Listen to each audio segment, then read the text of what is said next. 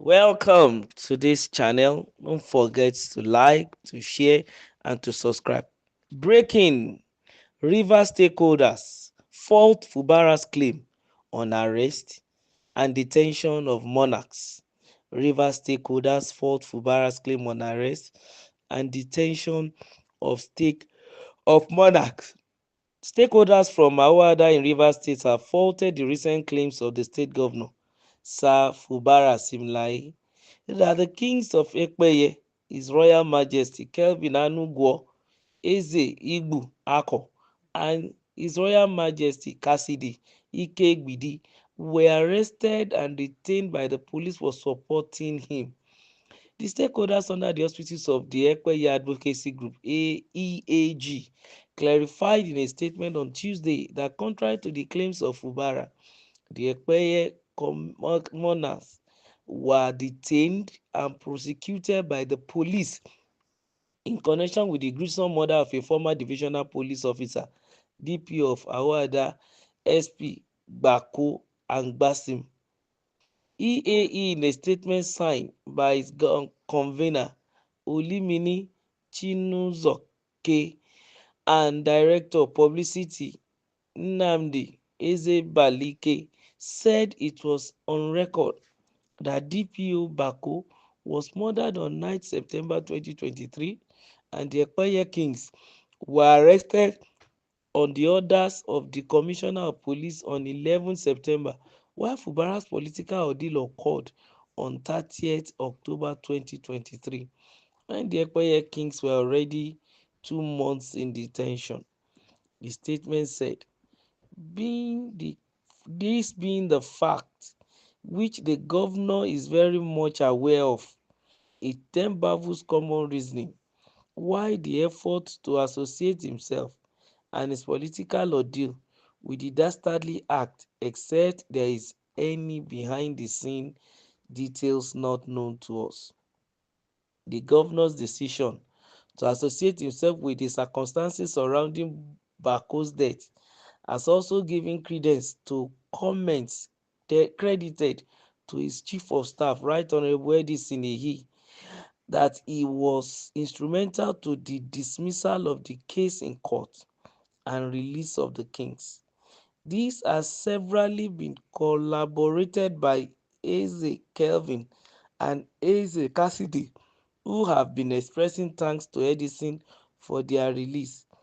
Of utmost concern to us is the governor's decision, who is the chief security officer of the state, to trivialize and politicize the globally condemned murder of SP Bako and Bashim and the resort to condemning and tarnishing the image of the Nigerian police for the arrest and prosecution of the suspects linked to the Bako murder. Our worry in this effort to downplay the gravity of the Bako's murder and other heinous crime in Ekpeye is that despite the killing of two Baba, gruesome murders have continued to occur in Ekpeye daily without any deliberate effort by the state nor the local governments to end the insecurity. In the past 2 months alone, over 20 gruesome murders have been recorded in Ekpeye without the authorities blinking an eye.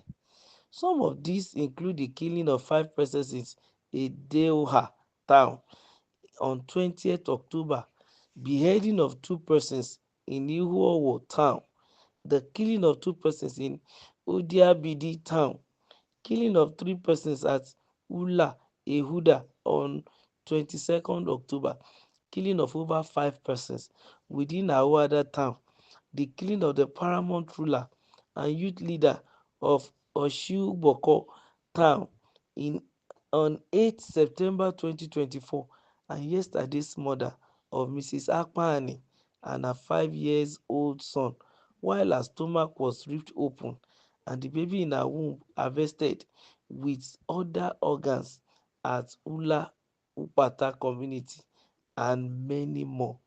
The group alleged that the just concluded local government elections, all the known cultists were empowered with political positions to embolden their criminal enterprise in the area. They called on security agencies to come to the aid of Ekpeye, insisting that there was a deliberate effort to exterminate the Ekpeye people. The stakeholders said when Fubara lied about the reason behind the arrest of the kings while inaugurating the remodeled government girls' secondary school, Ahoada, the expression on the faces of Ekpeye people at the arena indicated resentment because they all knew the facts Baku murder saga. They accused Fubara of being fond of misrepresenting facts and dishing out outright falsehood in his written outings. For instance, they recalled that a few days ago in Eche, Fubara said that the past administration of Chinweson Wike had not inaugurated any project in Eche for 8 years, but he took a social media post by one of our sons, Mr. Marshall Obuzo, to draw the governor's attention with evidence that, contrary to his claim, projects were initiated and commissioned in Eche by the Wike administration. This the governor later admitted and retracted his false claim while speaking at Aweda, even though he tried to undermine the importance and significance of the Wike projects to Eche people, they said. The stakeholders added, ordinarily we wouldn't have bothered to react to the governor's lies because of the obvious facts of the Bako murder, but we are compelled to do so for record purposes and for the sake of the general public who may be tempted to take the governor's word serious because it came from a governor. We are also compelled to react bearing in mind that the governor did not make such pronouncements unconsciously but rather deliberately to distort facts, play politics, and whip unnecessary sentiment from the public. Of course, the governor knows very well that there is no link between SP Baku's murder and his self-inflicted political ordeal, as both do not occur the same period. Wow, this is a great one coming from the Ekpeye people. I think whoever is right, whichever the manner, the governor should be careful. It is time to serve the people. It is not time for politics, and he should not give any room for any distraction. So he too should not throw any jab to anybody right now. When the time for politics come, he can begin his jab throwing. But right now, no. Then also, those killings that are being mentioned as the chief security officer of the state, he needs to wake up. Because if this killing continue like this, I wonder how many people he is going to be a governor upon in that state. I think the governor should check those things. A word is enough for the wise.